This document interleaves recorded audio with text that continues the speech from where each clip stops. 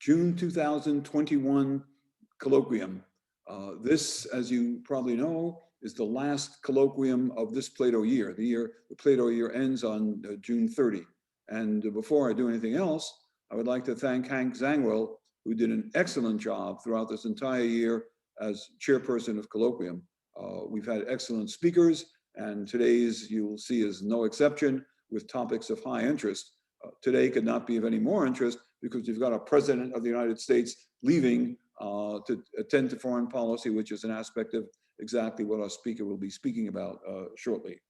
Next year, that is next year beginning July 1, next Plato year, the new chairpersons of colloquium, there will be co-chairs, and the co-chairs will be Lise Matthews and Dave Roloff. So Hank, thank you again for the excellent job you've done this year.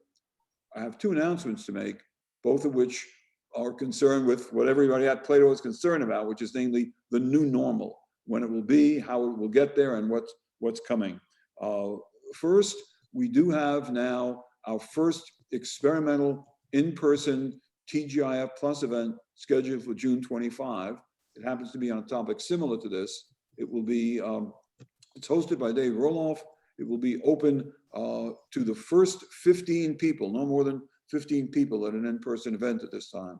It will be open to the first 15 people who both ask for the RSVP and register their fully vaccinated status at Plato. As I hope you all know by now, because we sent out an announcement earlier this week on late Monday, that Plato has now instituted a system whereby you can register your fully vaccinated status with Plato, and it will remain as a confidential medical record, but the office will have it and be able to use it for purposes of controlling and regulating admissions to in-person events. So those of you that haven't done so yet, in the first 3 days the system's been open, we've had almost 100 people registering. So by all means, please do it fairly soon so we get all the people that are interested in attending in-person events with established eligibility. Having said that, it is now very much my pleasure to turn the proceedings over to, for the last time this year, our colloquium chairperson, Hank Zangwill. Hank?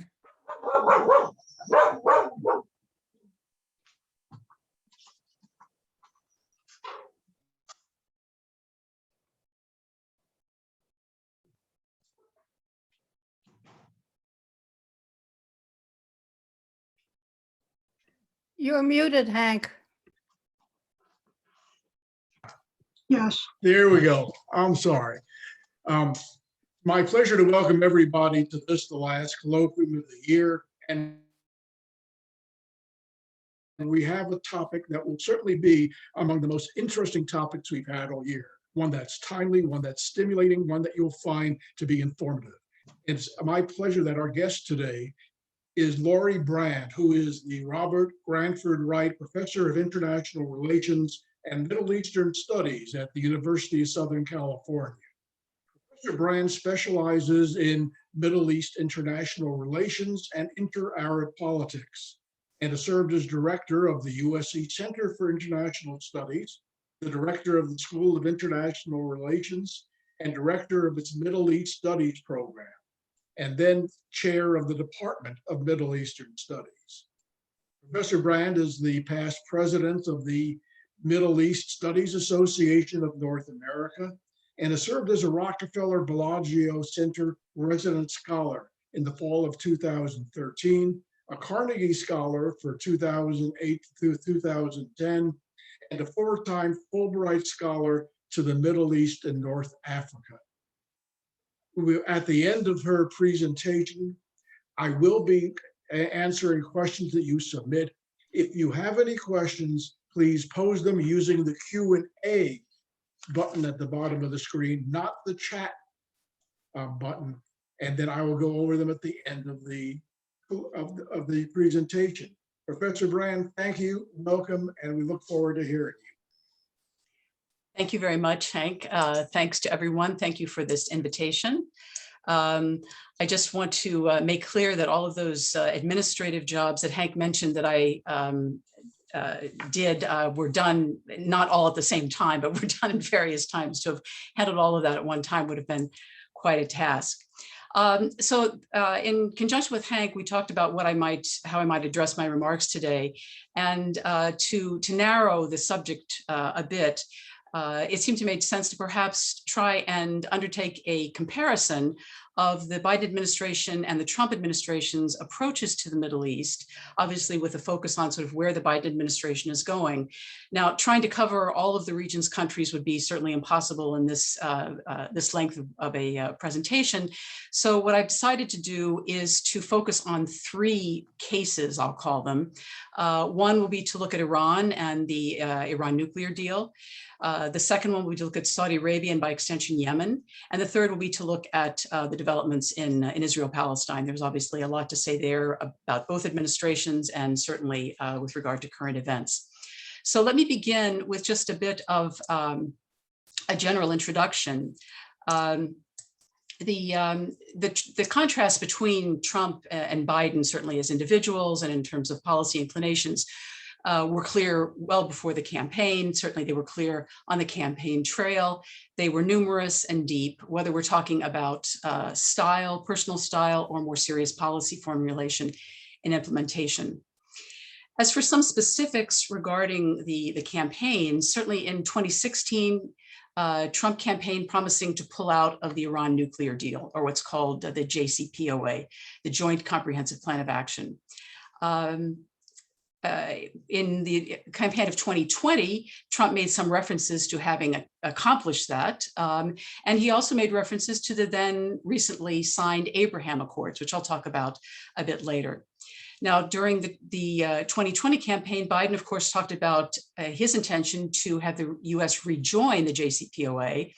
But beyond that, I mean, there were some periodic mentions of the Iraq War, the quagmire in Syria, but I don't think one could say that the Middle East was really a clear priority issue in either of the two candidates' campaigns. In terms of some general characteristics of the Trump administration and its policy toward the Middle East, let me just cite a few. One was that, if you remember back, his first trip to the region took him first to Saudi Arabia. Now, that in and of itself was something that analysts remarked on quite widely. That was sort of a norm-shattering kind of development. But it seemed to indicate the more transactional, that is commercial interest-based, meaning weapons and oil nature of his interest in the region, and also what would be a clear lack of interest in human rights. Trump also made clear that regime change through committing US troops to war was not going to be on the agenda. And that seemed sort of a natural corollary of his Make America Great, or at least America First platform, which then included the announced intention to draw down troop levels from a number of different places where the US was engaged around the world, even if that was sometimes to the consternation of various friends and allies of the US. I would also say in characterizing his administration, this was, I mean, personalities always count in politics. But I think in this administration, even more so, his was highly personalized, and I think also much more clearly political base oriented. And when it came to the Middle East, the two issues in which that was most obvious were, again, the Iran nuclear deal, the withdrawal from the JCPOA, and then secondly, the way that he and people in his administration, particularly, but not limited to his son-in-law, were involved with the Israel-Palestine, or the broader Middle East peace complex, if you will. Now, if we turn to Biden, interestingly, his first regional phone call was to Iraq, and that's also something which is unprecedented. And unlike other administrations, his first call to the Israeli prime minister came much later than in earlier administrations. As for changes in approach, Biden announced that in general, he is promoting an America is back kind of foreign policy, although what that means in practice, I think, is still being forged. So let me just say what is clear so far, or what intentions have been expressed so far by Biden with regard specifically to the Middle East. One, as I mentioned earlier, and I will mention on continually, this intention to rejoin the JCPOA, the Iran nuclear deal. That's probably the most high-profile single policy initiative that's on the Biden agenda for the region. Secondly, there's been a very strong emphasis on the intention to center human rights, to put a much stronger emphasis on human rights than certainly in the previous administration. And so from the beginning, experts who were looking at what the new administration might do were speculating that the US would put increased pressure, in particular on Saudi Arabia and Egypt. Now, in addition to those parts of those inclinations or those intentions for policy, in a 29 April keynote address, this was to the Middle East Institute in Washington, D.C., Joey Hood, who is the acting assistant secretary of state for Near Eastern Affairs, added several other principles that he said characterized the Biden administration. So I wanted to share those with you as well, since it's coming from an administration insider. One is a shift in policy, a shift from a policy that's merely reactive to crises to one that would be building on enduring relationships with allies. So more of a commitment to partnership. So that's sort of in keeping with the America is Back framework. Second, a greater reliance on diplomacy, including working with the United Nations. He mentioned specifically with regard to Syria and Libya, but again, this is part of a recommitment to America is Back and a recommitment to multilateralism. And then third, he addressed himself specifically to the Israeli-Palestinian conflict, and he said that the administration intended to emphasize freedom, security, and prosperity for Israelis and Palestinians, that the administration was still supportive of a two-state solution, that it wanted to build on the recently concluded normalization agreements that were part of the Abraham Accords, concluded under the Trump administration, but that it also wanted to push for greater economic integration in the region as a way of facing regional challenges. Now, I should say that this address given by Hood came just a couple of days before the recent conflagration, so it didn't take into account the most recent developments, which I will try and do with the last part of my presentation.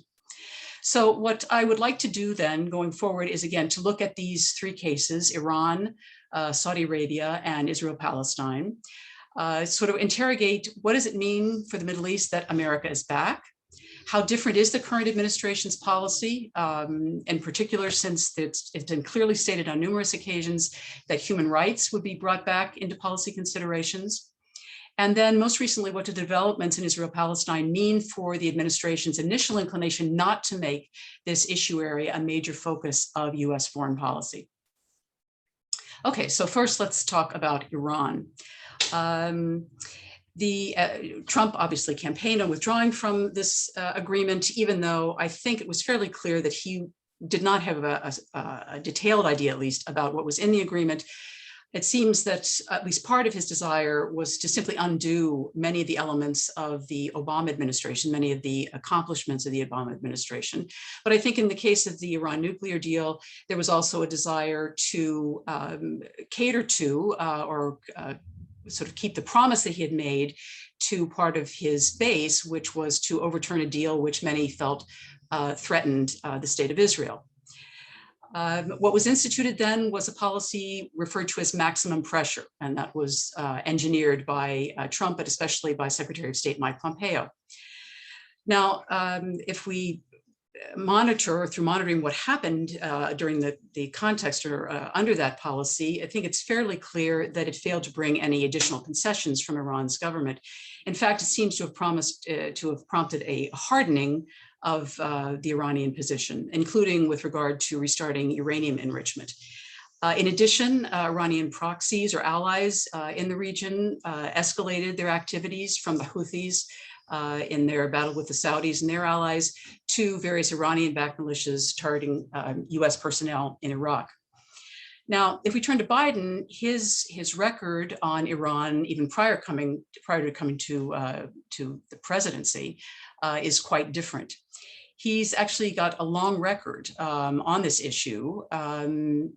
One statement that he made back in March of 2002, when he was chair of the Senate Foreign Relations Committee, in that position, he stated, "I believe that an improved relationship with Iran is in the naked self-interest of the United States, and I would presume to suggest Iran's interest as well."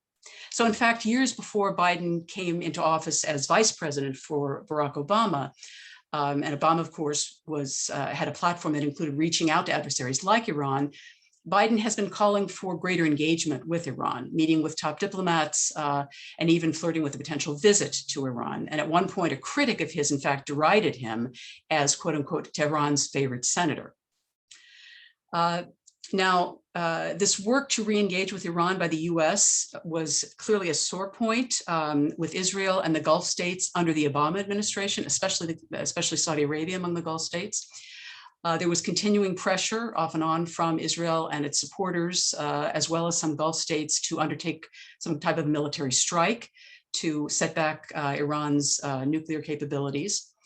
What's happened since Biden has come to office, however, at least with regard to the Gulf states, is that certainly in the last six weeks to 2 months, Saudi Arabia has actually been extending feelers to Iran. So it seems to have accepted that the United States, certainly under Biden, is not going to be drawn into a war. And in fact, Biden's top aides have argued that the 3 years of quote unquote maximum pressure under the Trump administration had clearly failed.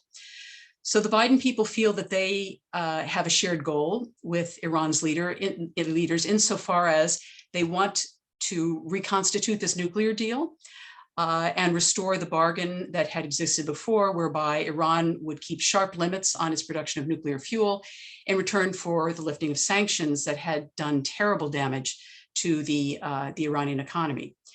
Now, as discussions move forward under the Biden administration, the Iranians are demanding that they be allowed to keep the advanced nuclear fuel production equipment that they installed after Trump abandoned the pact.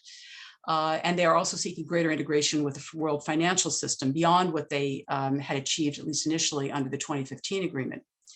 For the Biden administration, restoring this old deal is seen as a stepping stone. It's not seen as an end in and of itself. They feel like it needs to be followed immediately by an agreement on limiting missiles and support for terrorism, meaning Iran's support for various proxies in the region. They also want to make it impossible for Iran to produce enough fuel for a bomb for decades to come.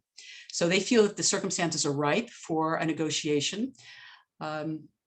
Although at this point, the Iranians are refusing to discuss anything beyond the return to the original agreement. And even the old agreement has to a certain extent been derided by powerful hardliners in Iran. Now, it's important to point out, many of you may be aware that Iran is actually holding parliamentary elections next week on June 18th. And given the nature of the Iranian political system, whereby presidential candidates have to be vetted by a conservative group of clerics, it's a foregone conclusion that whoever wins is going to be more hardline than the current President Rouhani. But the Biden administration is still convinced that it's worth going ahead to restore the old deal. They think this will also help repair relations with our European allies who are very unhappy with Trump's departure from the deal. In addition, even with the Iranian elections on the horizon, on the 2nd of June, an Iranian government spokesman said that there were no obstacles to the negotiations in Vienna, that some differences still needed to be worked out, but they expected an agreement would be reached sometime in August with the United States. So that remains to be seen. Now, of course, outside of these talks are the continuing concerns and opposition that the Israeli government has had to any kind of policy of re-entering the nuclear deal. Israeli officials have argued that the United States is naive to return to the old accord.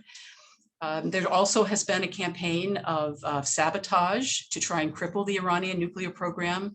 Numerous attacks on, according to American officials and former senior Israeli officials, numerous attacks on Iranian cargo ships. There appears also to have been Iranian retaliation, although the extent of that is unclear. It's also the case that some of Israel's supporters tried to scuttle the appointment of Robert Malley as a special representative for Biden to Iran.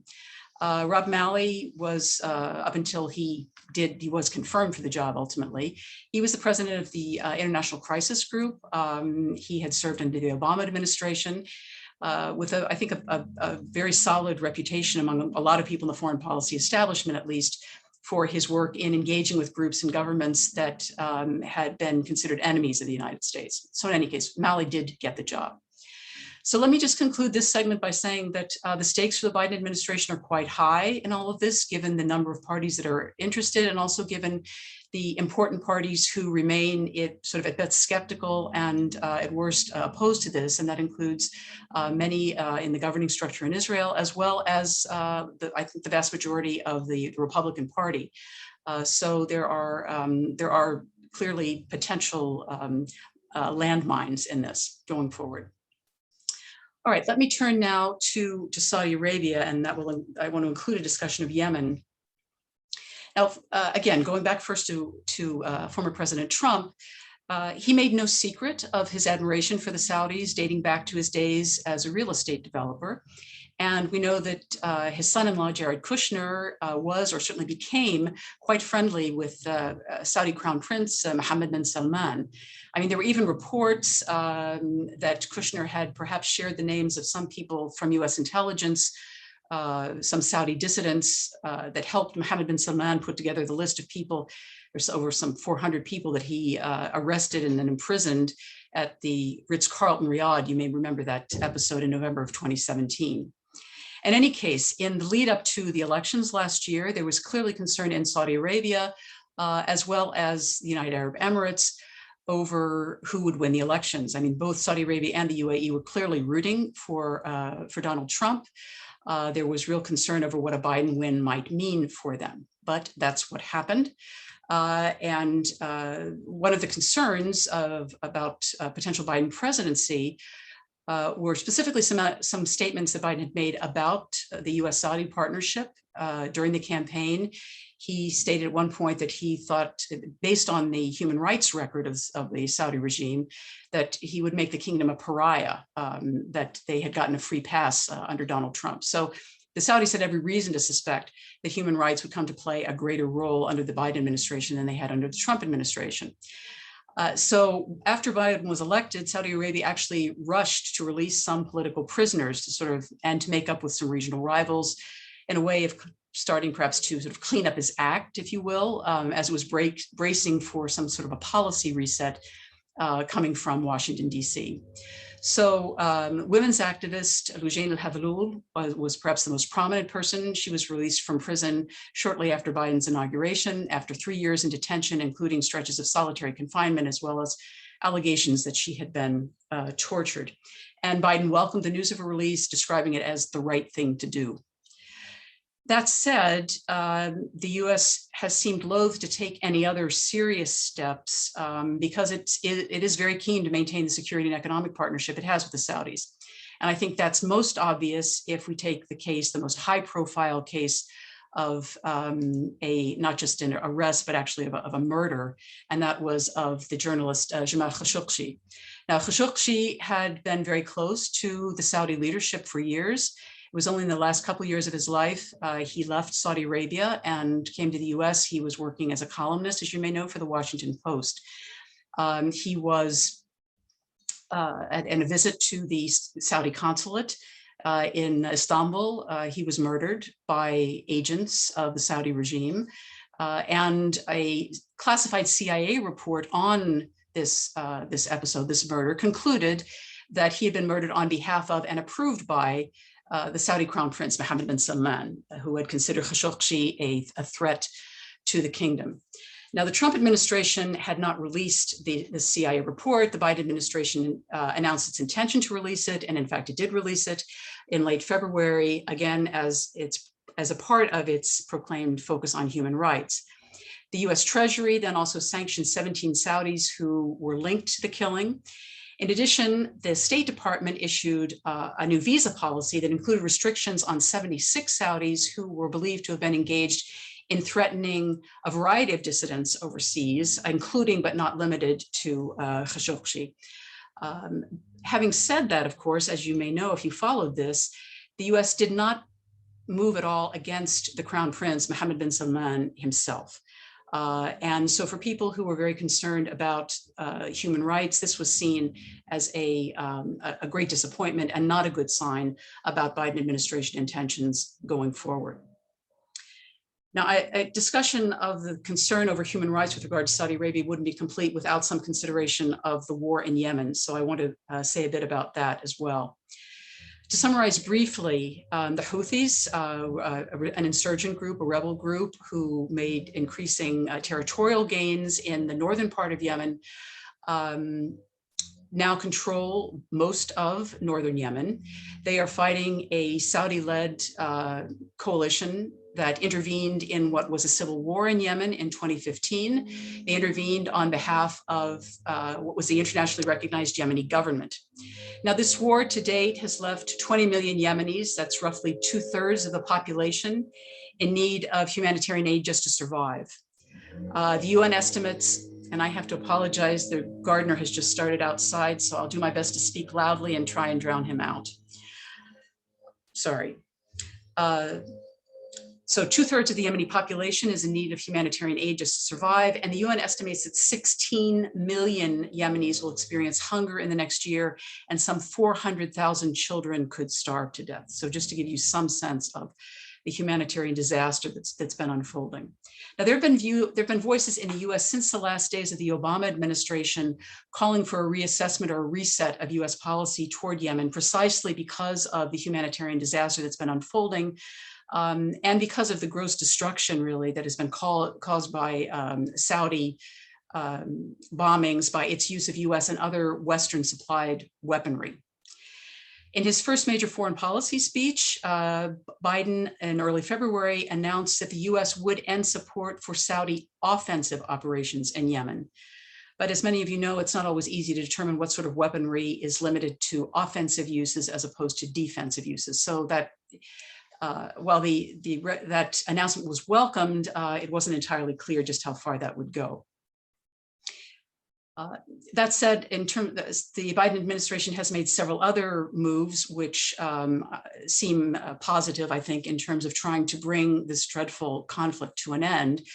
One was it reversed what was simply an announced intention, it was never followed through on by the Trump administration, to designate the Houthis as a terrorist organization. That was seen as potentially really complicating negotiations to try and bring this to a halt.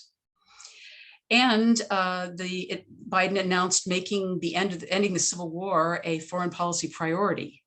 He designated a special envoy for Yemen, a gentleman by the name of Tim Lenderking. He is a senior member of the Foreign Service, a former Deputy Assistant Secretary of State for Arabian Peninsula Affairs.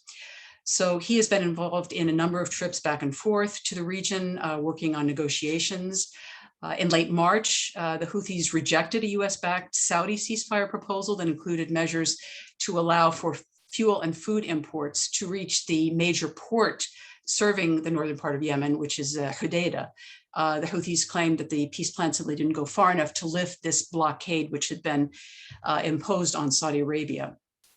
Lenderking also then made a trip in April. He had talks, including talks with Mohammed bin Salman, where he stressed the need for Riyadh to ease the restrictions on the port and also on the airport in Sana'a, so that more humanitarian supplies could enter the country, and that it would open the way perhaps to a comprehensive nationwide ceasefire. In early May, the State Department, however, accused the Houthis of worsening an already dire situation. They launched an attack and an offensive in the oil-rich region of Ma'rib, and that was seen as counterproductive and countering the pronouncements that the Houthis themselves had made about the deteriorating humanitarian situation. The problem in trying to bring about a resolution in Yemen is that the document, the framework that's being used for negotiations is UN Security Council Resolution 2216. Now, that was passed in April of 2015. And that was just after the Saudis had initiated this military coalition and its assaults to try and expel the Houthis from the territories that they had already seized. 2216 defines the Houthis as the primary belligerent in Yemen. It established a UN mechanism to review imports to Yemen. And again, this gets back to the justification the Saudis had for this ongoing blockade. But the problem is that 2216 reflects the situation on the ground in April of 2015. And means it's simply outdated and therefore unrealistic, and therefore threatens to prolong the conflict and prevent really effective negotiations. The Houthis have been winning in their battles against the Saudis and their coalition partners. And so 2216 simply doesn't reflect today's balance of power. If one is going to entice the Houthis to some sort of a ceasefire agreement, some recognition has to be made of the gains that they have secured, and they're not going to accept terms, maximalist demands, when they are in fact they have the upper hand in terms of the situation on the ground in Yemen. So clearly a new approach or framework is needed. So the Biden administration's desire to move toward a solution is certainly welcome, but a lot more needs to be done.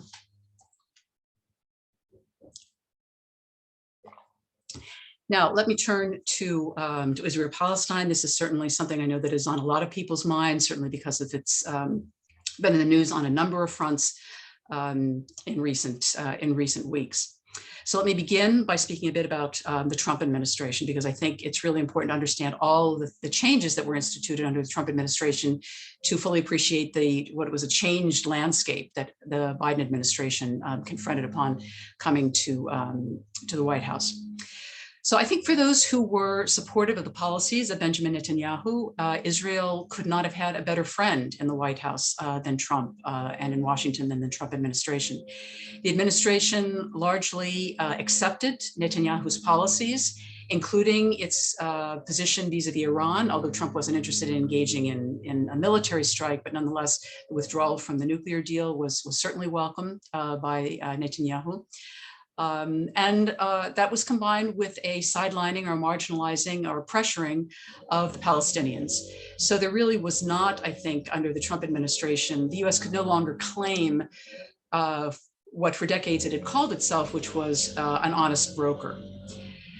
Now, as in many other fields or many other issue areas, politics with regard to the Arab-Israeli conflict or the Israeli-Palestinian conflict under the Trump administration had a very strong sort of personality or individual determined component to it.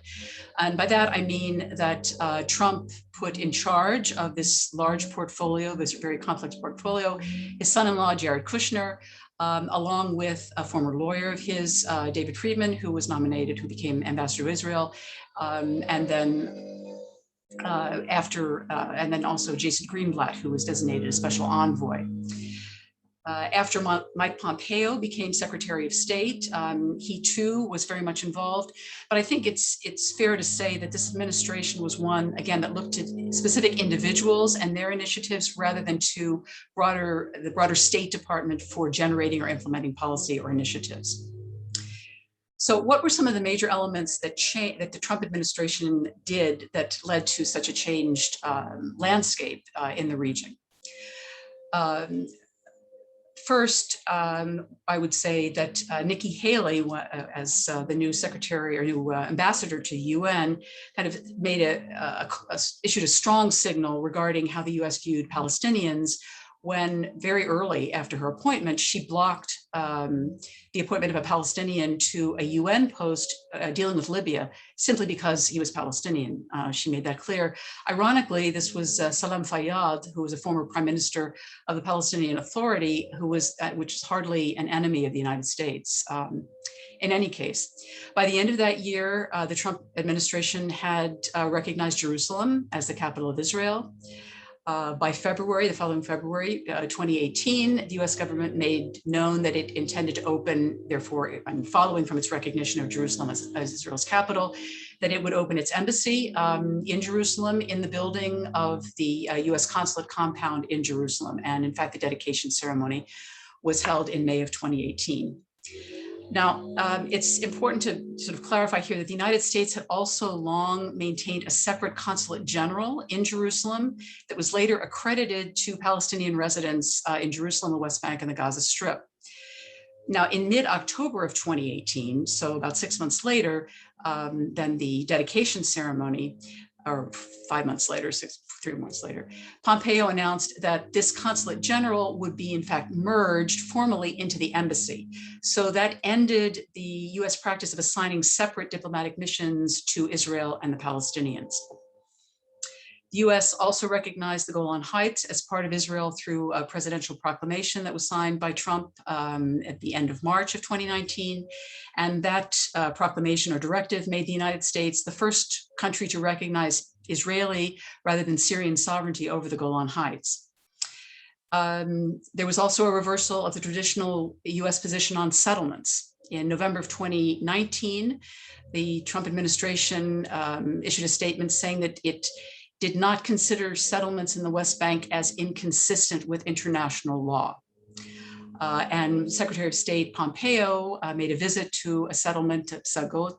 He was the first US Secretary of State to do so. So again, these kinds of moves carried important messages to the Palestinians, which is namely that the United States had changed the way that it was dealing with settlements that were built on lands occupied in 1967, after previous US administrations had considered the settlements either to be in violation of international law or at very least an obstacle to peace. The US also removed or failed to mention occupied territories as a term in State Department literature, a term that had been used for a long time. It cut funding to the Palestinian Authority. It's the governing body of the Palestinians in the territories that it controls in the West Bank. And it also cut funding to UNRWA, the United Nations Relief and Works Agency for Palestine refugees in the Near East. The Trump administration shut down the offices of the PLO in Washington, D.C. and in New York. And it also attacked the International Criminal Court for positions that it took on Israel.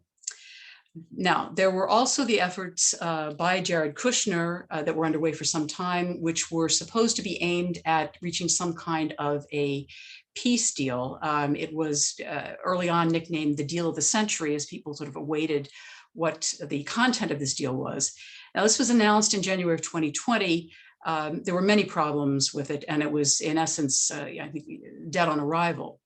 More important, however, were the efforts that Kushner and other members of the administration put into what ultimately produced the signing of the so-called Abraham Accords in the weeks before the elections this past fall. And these were a series of four bilateral normalization agreements between Israel on the one hand and the United Arab Emirates, Bahrain, Sudan, and Morocco on the other.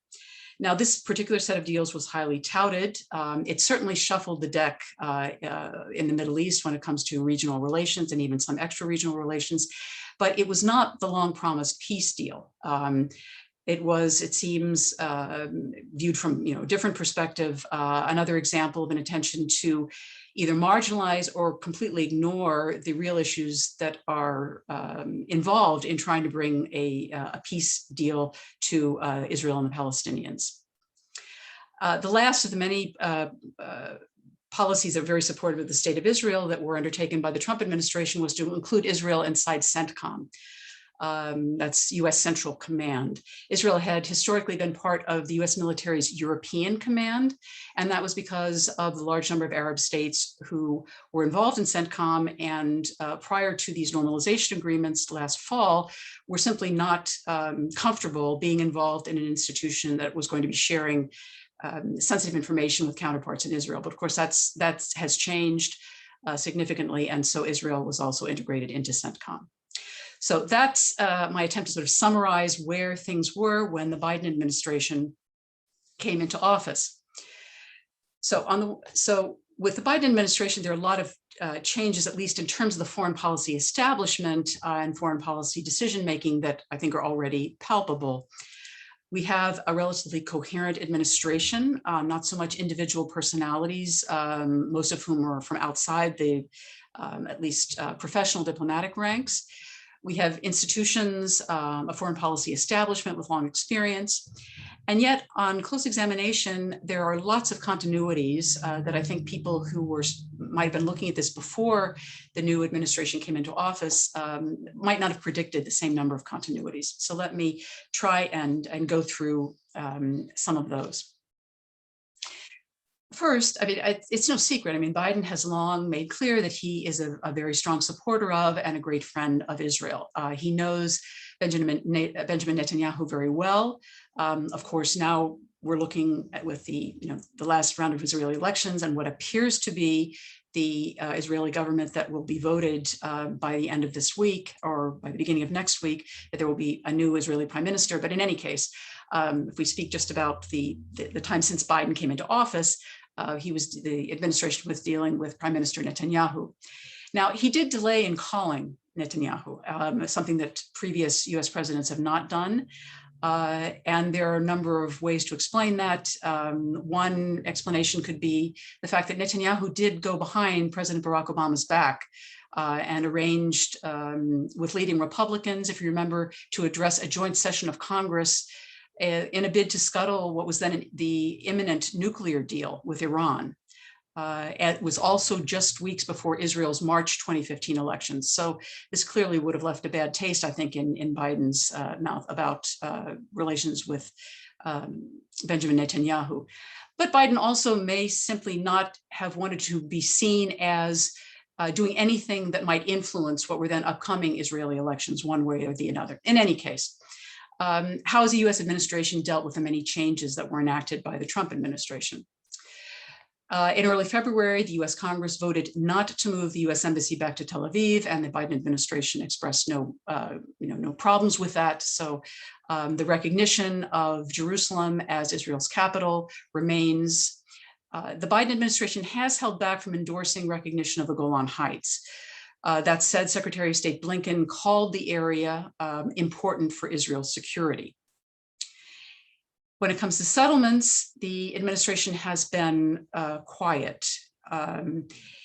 It has been, unlike its predecessor, it has been willing to speak critically about settlement expansion, but the State Department spokesman in mid-March pointedly refused to call the settlements illegal.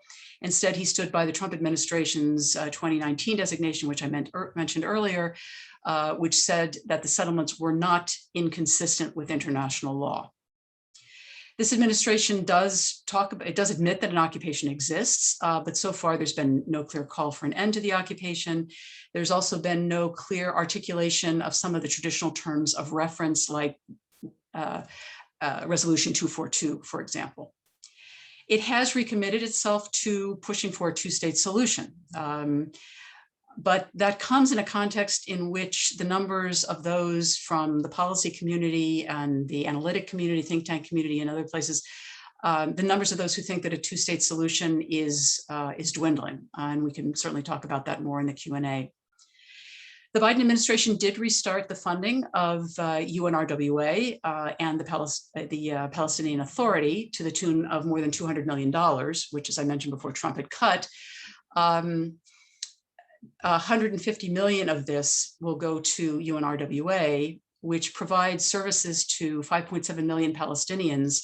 These are services, this is subsidized food, it is health services, it's educational services, it's vocational training to Palestinians in the West Bank, the Gaza Strip, Lebanon, and Jordan. But this is also well below what the US was contributing in the past, which was some 365 million to UNRWA alone. That was about a third of the agency's budget.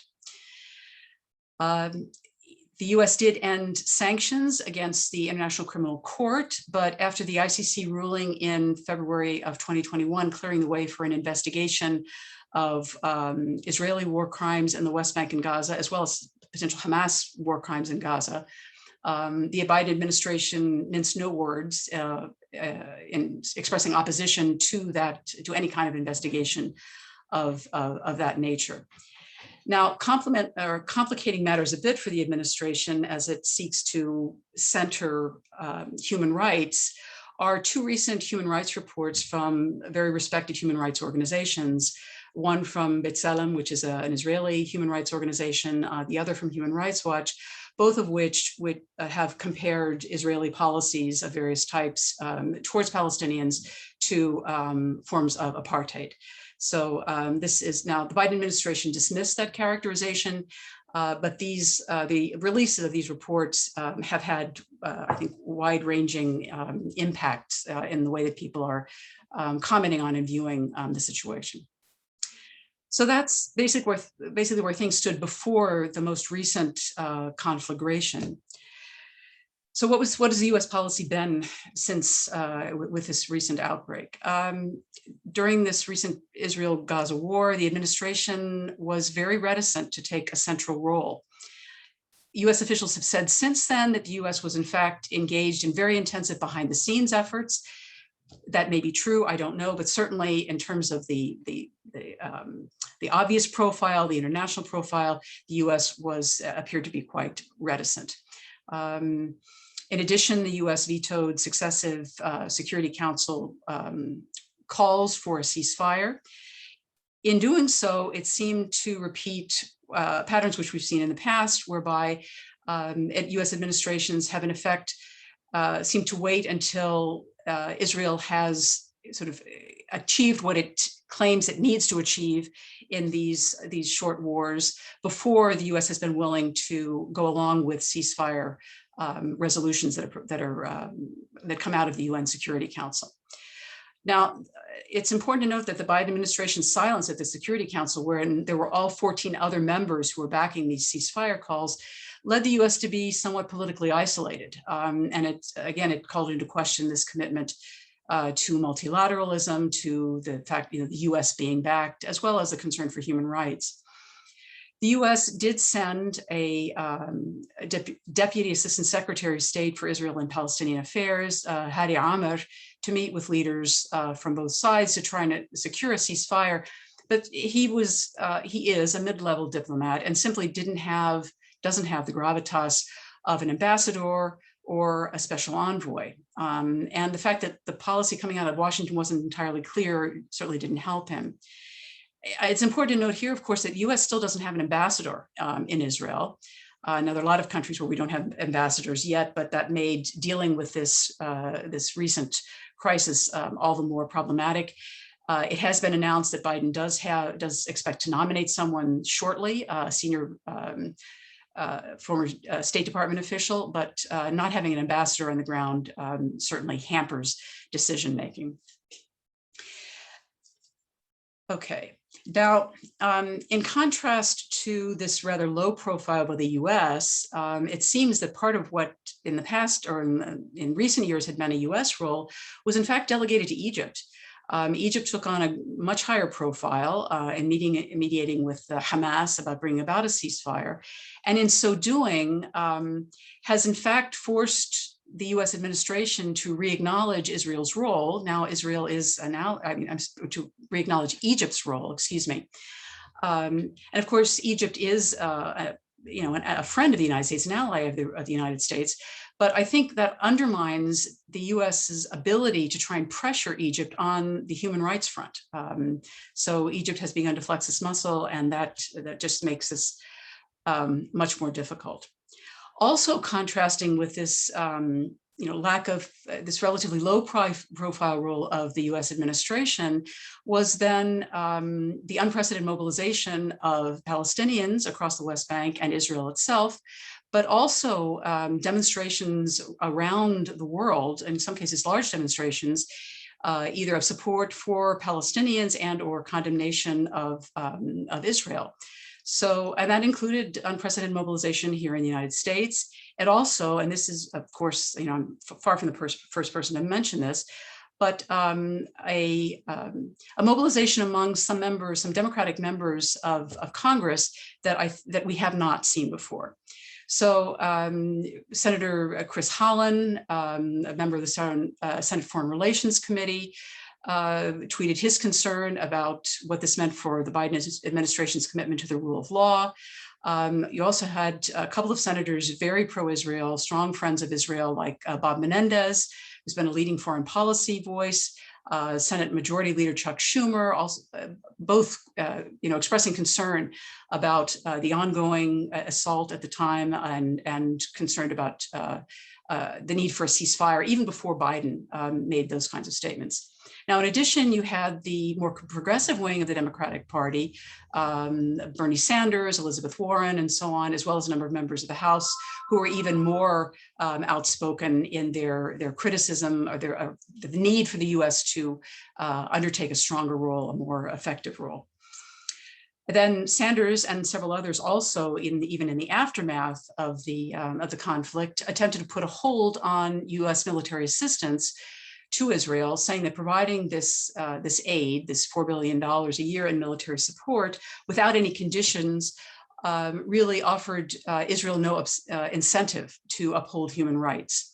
And even groups like J Street and Americans for Peace Now began supporting some restrictions on aid. So that said, even with the pressure that might have represented, or the voices that represented, in the aftermath of the ceasefire, the Biden administration did approve the sale of some $735 million in precision-guided equipment to Israel. On the other hand, the U.S. announced on the 25th of May that it would reopen its Jerusalem consulate. So if you remember what I said a bit earlier, there was this key diplomatic office in Jerusalem serving Palestinian residents of the West Bank, Gaza Strip, and East Jerusalem, and that the Trump administration had reintegrated that into this new embassy in Jerusalem. So in effect, what the Biden administration did was undo that merger, and so that there will still be separate representation or separate services for Palestinians as opposed to Israelis. And then the Secretary of State Blinken also announced a further $40 million in aid to the Palestinians and $5.5 million in emergency aid for Gaza. So to sum up, I think there seem to be lots of elements of continuity, in fact, a few elements of change, but mostly continuity, and in some ways, in fact, building on some of the changes, dramatic changes, in fact, that were introduced under the Trump administration. Let me conclude with just one thing that struck me as unprecedented when I first heard it. And then subsequently, I read a piece in The Atlantic, coincidentally, it was published by a former student of mine that was focused in part on this. It was also remarked on by Martin Indyk, who, as you may know, is a former U.S. ambassador to Israel and was a special envoy for Israeli-Palestinian negotiations under President Barack Obama. And it has to do with changes in language. Changes in language by top officials are always parsed and reparsed for indications of policy shifts. So I was struck by the language of equality that Biden used in referring to a future peace settlement. So he said, quote, Palestinians and Israelis equally deserve to live safely and securely and to enjoy equal measures of freedom, prosperity, and democracy. And there was a readout from a call between Secretary of State Blinken and his Israeli counterpart, which echoed those words almost verbatim, as did remarks that were made by Jen Psaki, who was the White House press secretary. Martin Indyk himself said all of a sudden, and I mean all of a sudden, the word equal is appearing in Biden's rhetoric and the rhetoric of the Secretary of State, and that's totally new. So it remains to be seen whether this changed language really indicates any potential new emphasis for the new administration. Of course, a lot is going to depend as well on what happens in terms of the formation and the policies of the next Israeli government. But I think I will end things there, and I look forward to your comments, questions, and discussion going forward. Thank you. Thank you very, very much, Professor Brand. And we do have a number of questions that have come in. And let me begin with the question, considering Iran is a supporter, a supplier of arms to terrorists in Lebanon and Gaza, and could also supply hardliners in the West Bank, and that a large number of Palestinians are remaining committed to their territory, or getting their territory back. Is there any chance that Israel will agree to a two-state solution in the foreseeable future? Well, the two-state solution, I mean, all of the considerations that the questioner asked about Iran are one thing. There are also a lot of other things on the ground, which I think have gradually moved the sort of the realities to the point where it becomes more and more difficult to even be able to envision a two-stage solution. even though the Biden administration is committed to it. So this was certainly the preference, I think, among a majority of Palestinians for, I mean, certainly since the Oslo Accords. But with the continuing growth of settlements, which simply means a continuing reduction of the potential territorial base for any kind of Palestinian state, it becomes more and more difficult to imagine that. And I think obviously it remains to be seen who the new Israeli government will be, and whether, I mean, we know that statements that are made by policymakers before they come into office often are different than those that they make once they're in office. But there doesn't seem to be, at least the way that I read the majority of the members of the new potential Israeli government, a strong commitment to some sort of territorial settlement, a two-state solution. I think Naftali Bennett, in fact, is on record in the past as having been opposed to it. So I think that the two-state solution, for many reasons, is very much in question. Okay, given the fact that there are some differences, if not in objective, certainly in methodology, between the Palestinian Authority and Hamas, and certainly divergent politically where the two of them are at odds on numerous issues, is there any likelihood that a three-state solution might arise? That is, the Palestinian Authority, Hamas, and Israel? Well, I mean, if two-state isn't viable, I don't think three-state is viable either. I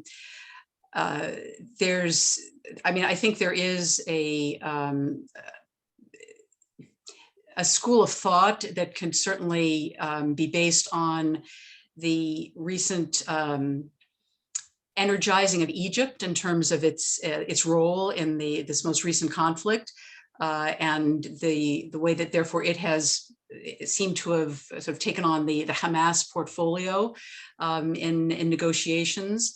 That sort of cutting Gaza free might be something that some policymakers might entertain. I mean, there have been numerous statements over the years about Gaza being such a problem and it's so small, and to just sort of why not just let it go?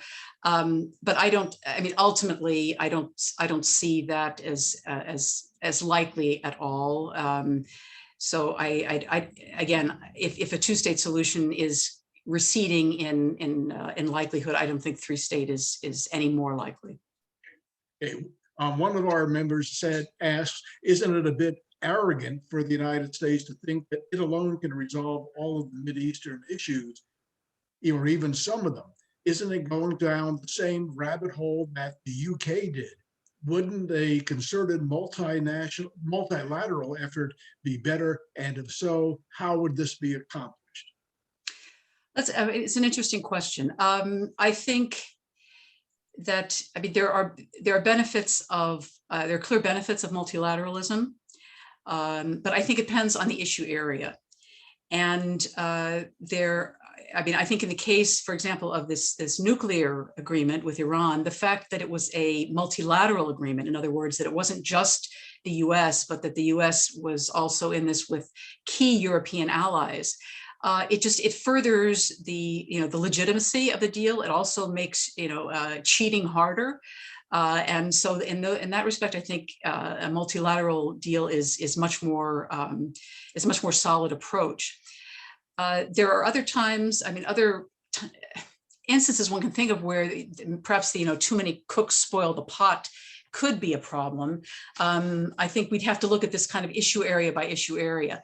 But certainly, if your questioner's concern is, does the U.S. have all of the answers to these issues? I think the answer to that is no. And so I think whether we're talking about full-fledged multilateral diplomacy in each issue area, or whether we're talking about significant consultations with allies who have certain interests in an area, but in which the United States might take the lead, that might make more sense depending on the constellation of forces. But to simply assume that by acting unilaterally in any given case that the US has all the answers or all of the instruments to achieve the desired goal, I think it would be a problematic. I do find that problematic. So consultation with allies at very best, oftentimes behind the scenes support, in other cases, full-fledged, involvement, signatory involvement is called for. Okay, who in reality can speak for the Palestinian cause? Is it Hamas or is it the Palestinian Authority? And who should the United States be dealing with? Yeah, well, this is a really serious problem for the Palestinians. It's a serious problem for any future discussions of some sort of settlement. Your audience or our audience may know that shortly after Biden was elected, President Mahmoud Abbas made a commitment to hold elections. Elections haven't been held since 2006 and 2005. We're talking about president, we're talking about elections for the legislative authority. And this is, I mean, the Palestinian Authority itself is deeply corrupt. It has lost a great deal of legitimacy among wide swaths of Palestinians, even people who had formerly been supporters, certainly among, I mean, for those who are supporters of Hamas, the PA was, increasingly problematic from the time about 2007, when there was this conflict in Gaza in which the members of Fatah, which was the other major party represented in the authority, was pushed out, and Hamas became the primary governing authority in effect in Gaza. But the way the authority has operated over the years, it's become increasingly authoritarian, it's become increasingly corrupt, it is unresponsive to Palestinians, and frankly, it is seen as its primary, I mean, the way that a majority of Palestinians see it is that its primary responsibility, or the primary task that it undertakes, is in serving as an adjunct of the Israeli security. So that, for example, when there are demonstrations in the West Bank during these the recent war, the Palestinian Authority was involved in putting down demonstrations and arresting Palestinians. So the degree of legitimacy, even that Abbas, who is recognized, I guess, as internationally as the president of the authority, is he doesn't have authority domestically, which is why holding of elections was extremely important for Palestinians. And when Abbas canceled or postponed them, using what everyone who has any knowledge of the Palestinian leadership and so on will tell you, was simply an excuse that because of the Israelis were going to make it difficult for Palestinians who are residents of East Jerusalem to participate in these elections, that was the reason that Abbas gave for postponing the elections. I mean, it had nothing to do with it. He simply does not want elections which would bring somebody else into the presidency. And absent elections which bring somebody else into the presidency, it seems to me that any sort of any possibility for reconciliation among Palestinians is unlikely. And without that sort of reconciliation, then there really is, it's very difficult to talk about a single voice that can speak for a majority of Palestinians. So the Palestinians themselves are very much aware of the dreadful situation in which they find themselves, because not only are they in a struggle against occupation, but they're also in a struggle against an authoritarian authority, which unfortunately gets lots of support from democratic regimes outside, including the United States.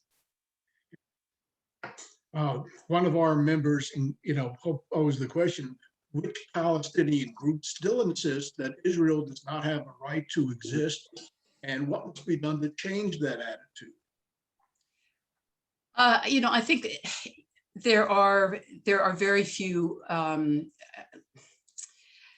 Palestinians who don't accept that Israel is in place and that it exists. But the whole notion of a right to exist, even in international law, is something which is problematic. And I mean, I understand where it comes from. I understand why people have argued for that. But for a Palestinian to say Israel has a right to exist, as opposed to saying Israel does exist, in a way, asking a Palestinian to become a Zionist, and to say that that their dispossession is okay and was legitimate. And I think that's a lot. It's too much to ask. So this idea of a right to exist in international law it doesn't exist. And again, this has a long history when it comes to the state of Israel. But I think that there are very few Palestinians who think that a future settlement means the erasure of the state of Israel. But the question now for increasingly, I think, and I think among the younger generation, which is the vast majority of Palestinians, is how do they secure? I mean, I sort of was referring at the end of my talk to this question of equality. How do they secure equal rights? What are the mechanisms? What sort of a settlement is required for them to be able to have full citizenship rights, rather than either living as second-class citizens in Israel or under occupation in the West Bank, or this dreadful sort of hybrid and siege that the people are in Gaza? Okay. How is Gaza going to be rebuilt and the people afforded relief while excluding Hamas from involvement? Well, I mean, there actually have been some statements from the Hamas leadership saying that they will not get involved. I think they certainly understand the terrible need, the huge need for support for rebuilding, and don't want to be seen as the block to that. I think it's important to state that while I think Hamas's legitimacy certainly increased as a result of this last war, that it's not without its detractors in Gaza. So it would be. I think it's inaccurate. It's also a bit problematic in thinking about how one might move forward and how one views what's happened and the possibilities for reconstruction, to think that Hamas sort of has a lock on everything that happens in Gaza. But it clearly any sort of reconstruction that takes place there will be in a Gaza Strip, which is under the Hamas administration. There are a number of external actors. Qatar has already committed significant funds to reconstruction.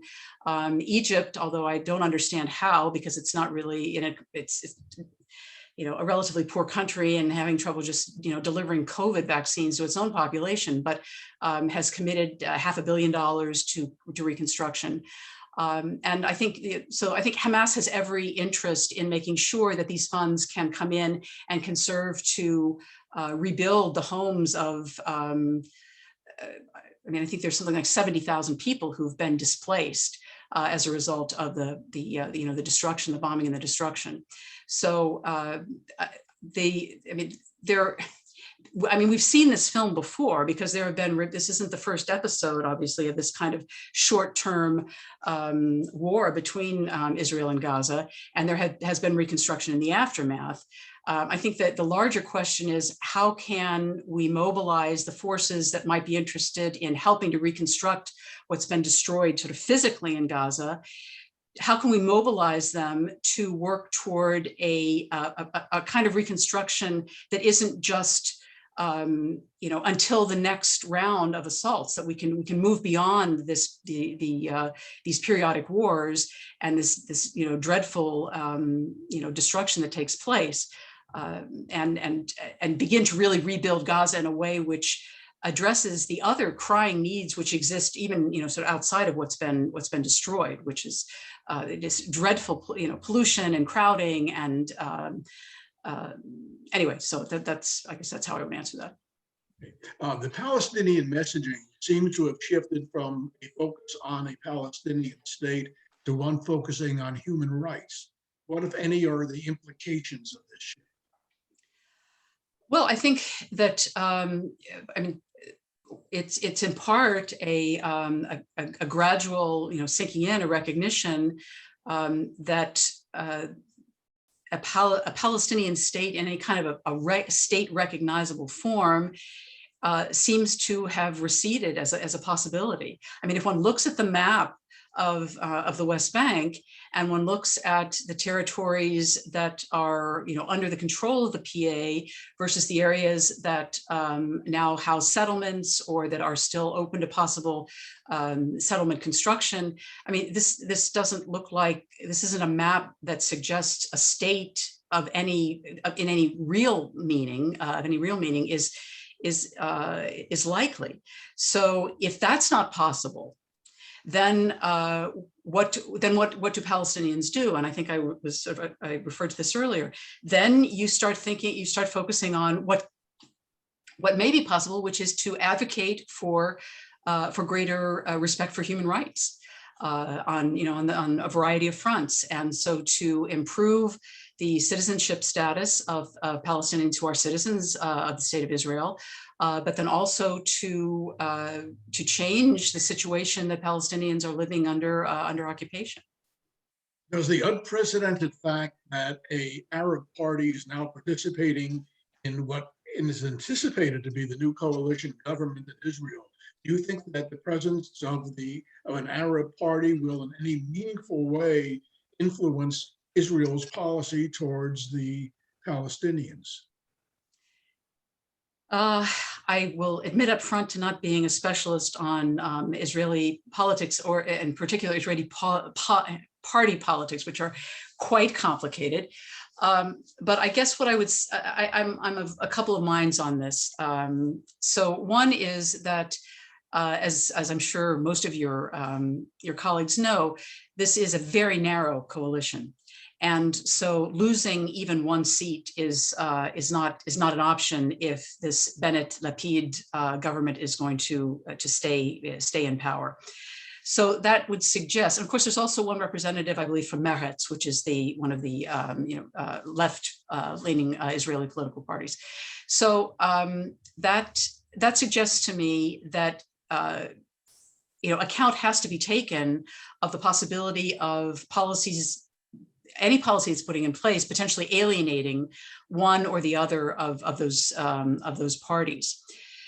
On the other hand, the Arab representative, the Palestinian representative, and of course it is a first, and in that respect it is historic and not to be completely dismissed. But there are, I think, many people who are sort of skeptical of him and his willingness to participate in a coalition. Whether that's fair or not is not for me to judge. But so I think there is a lot of skepticism about what sort of concrete things can be achieved, and that perhaps maybe the most that could be achieved is preventing worse things from happening. So I think that's about all that I would feel comfortable saying on that. It certainly is a change from tradition, and it will be very interesting to watch going forward. I mean, the fact that Israel has had 4 elections in the last 2 years is certainly a source of concern, a sort of broader concern if we're talking about the possibilities of moving forward in any meaningful way toward some sort of peace settlement. It's not easy to broker those kinds of things when you have to cater to a very diverse constituency, and also what is in fact sort of an unstable constituency, in the sense that the Israeli body politic seems to be very, very closely divided, 50-50. So it's there. As they say, we live in interesting times. Okay, how do you view the impact of the Israeli-Hamas war on what appeared to be a warming of relationships between Israel and the Arab countries? So I think it's always important, and not just when it comes to Middle East politics or Israeli relations with Arab states. It's always important to keep in mind that there are distinctions between leaderships and the population in countries, and leaderships don't always move in line with what the population is thinking.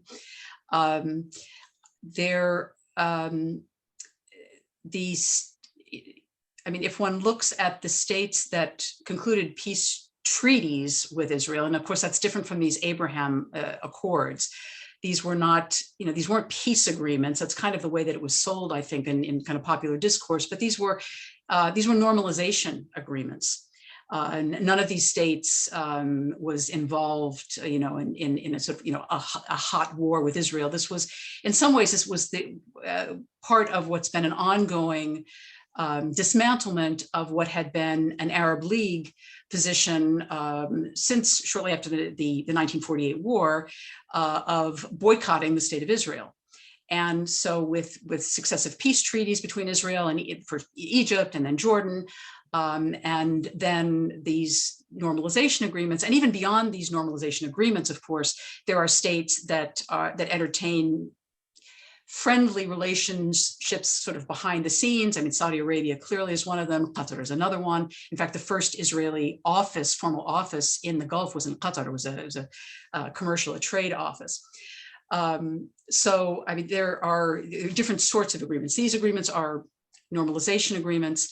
But there's clear evidence to the extent that there is freedom of expression in these places, and that's significantly circumscribed. But we know from various forms of social media that managed to elude the censors in Saudi Arabia and the UAE and other places, that on a popular level, there is pushback. How extensive the pushback it is, I can't be sure. But it seems, I mean, certainly on a popular level in these places, as well as in other parts of the region, there was a very strong, I think, pro-Palestinian response to, or support of a Palestinian response during this last war. It's not surprising. But I think it also, it means that the leaderships in these countries that signed the normalization agreements need to be cognizant of the fact that they may be moving in a direction which diverges to a certain extent from what their populations want. But none of these is really, sort of popularly elected governments. So they're not beholden in the same way as other governments are. Do Jordan and Egypt, will they be playing any meaningful role in Middle Eastern politics looking ahead for the next few years? So I mean, that's interesting, and I think it's important here. And I didn't get really to talk. I didn't get to talk about Jordan or Egypt. Egypt I just mentioned just very briefly, but one of the elements in the Trump administration when it comes to kind of broader regional politics or dealings with other regional actors that I didn't address today is the relative diminishment of Jordan's role and of Egypt's role, and the surge under Trump of the role of Saudi Arabia and the United Arab Emirates. Now, those aren't. That was sort of part of a trend that was underway before. I think these are in part the result of the various movements and developments that took place following what people have called the Arab Spring or the Arab uprisings. And so there's been a sort of a shift in regional relations whereby Saudi Arabia and the United Arab Emirates in particular have just come to play much more assertive and open roles. Saudi Arabia has always had a role behind the scenes, but it's just under Mohammed bin Salman as crown prince, but probably effectively as acting as the leader. Both of these countries have come to play a much more high-profile role. And what that's meant then is a denigration or a diminishing of the role of a number of countries that previously had played important roles, particularly if we're talking about relations dealing with what had been the Arab-Israeli conflict, or in relations between Israel and the Palestinians. Both Jordan and Egypt had played important roles in that regard in the past, and they were just Jordan was completely sidelined, and Egypt in part was sidelined for reasons related to domestic sort of economic problems and so on, but also because it's sort of a junior partner to Saudi Arabia. But what's happened in this last war, the role that Egypt played in mediating with Hamas, I think has given it it's either been a recognition of a role that the United States wants Egypt to play that it wasn't playing, or it was an opening that Egypt was able to take advantage of. And certainly it's been highly touted in the Egyptian press. So this is something that they're very, that the regime, Sisi and his people, want to make a lot of. The Jordanians are pleased that the Biden administration, King Abdullah was the first leader to call Biden, actually, first Arab leader to call Biden, and they are very much heartened by the Biden administration's seeming interest in dealing with Jordan again, whereas the Trump administration really had bypassed Jordan. Jordan had no role in Jared Kushner's attempts to put together this deal of the century. And Jordan was very worried about what was going to come out of that. So I think one can look for the Jordanians to be more kind of partners or junior partners with the United States in various aspects of regional relations in a way that had largely disappeared under the Trump administration. Are you familiar with the new U.S. ambassador to Israel? And so what can we expect of him? I'm not. The name that has been circulated is Tom, I don't know whether it's pronounced Nides or Nides or Nides, Nides. And I, at least, unless I missed it today, I don't think he's been formally proposed. He certainly hasn't been in for confirmation hearings yet. So he was a career State Department person. He has been out of foreign service for a while in the private sector, but I think having a career person in that position is an important signal. But getting somebody there sooner rather than later. I mean, it was very unfortunate that we didn't have somebody in place sooner. I mean, perhaps understandable given that the Biden administration came into office with, 110 million priorities, and you can't move all of them through at the same time. The Israel-Palestine dossier was not going to be a major focus of theirs. So perhaps that's one reason why this took a while, but I'm heartened they're going to do it, but I really don't know what to expect. Do you see any change in any change in Israeli policy towards Iran now, given the fact that we have a new coalition government that will be coming in and presumably in a week or two? Again, I know there were some people from the Israeli military establishment who sort of off the record felt that the Iran deal was a good one, but the vast majority of people on record have been opposed to it. I think it's difficult. I mean, I think that the Israeli body politic has been sort of moving to the right over time, and that's clear from the votes, the parties that got the largest number of votes. I also know that right and left in Israeli politics is often defined primarily by where one stands in terms of Israeli-Palestinian peace. So maybe the same divisions don't quite apply when it comes to Iran, but my guess is that they do. And so I don't anticipate that Israel is going to, that the new government is likely to change significantly its position from that of the Netanyahu government.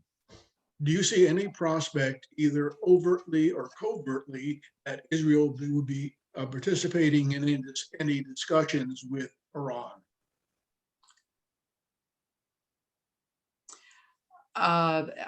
Overtly, I can't imagine.